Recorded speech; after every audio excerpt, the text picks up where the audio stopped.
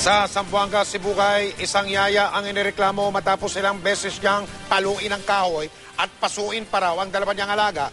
Ang paliwanag naman ng yaya, nagawa niyang pananakit dahil daw sa kakulitan ng dalawang bata. Nakatutok si Marisol Mali. Mga paso na sigarilyo sa kamay, paa at pati na rin sa labi. May mga sugat at pasapa sa mukha at kamay dulot ng pamamalo at pambubugbog na kuminsay ang gamit pa ay kahoy na may nakabaong tornilyo o pako.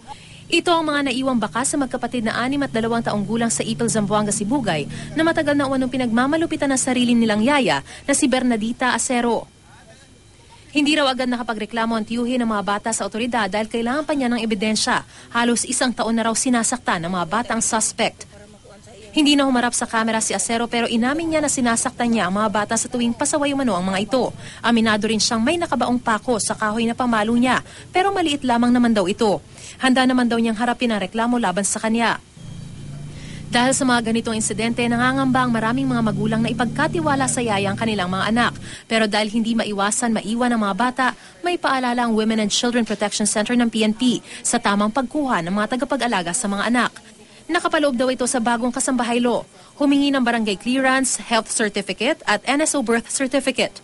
Maaari ring humingi ng NBI at police clearance. Kung may mga senyales na sa simula pa lang na may kaduda-dudang personalidad, huwag na itong kunin.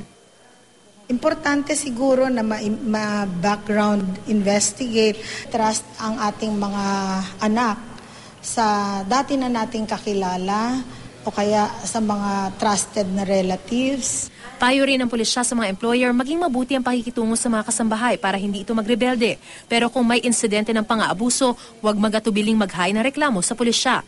Ang Delta Employment Agency, isang ahensya na maaaring mapagkuhanan ng mga yaya, sinigurong masusi ang kanilang proseso sa pagkuha ng mga aplikante. Di rin daw sila nagkukulang sa pagpapaalala sa mga aplikante para ayusin ang trabaho.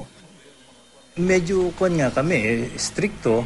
We want to make sure na yung i-employ naming applicants, maayos. Mariz Umali, Nakatutok, 24 Oras.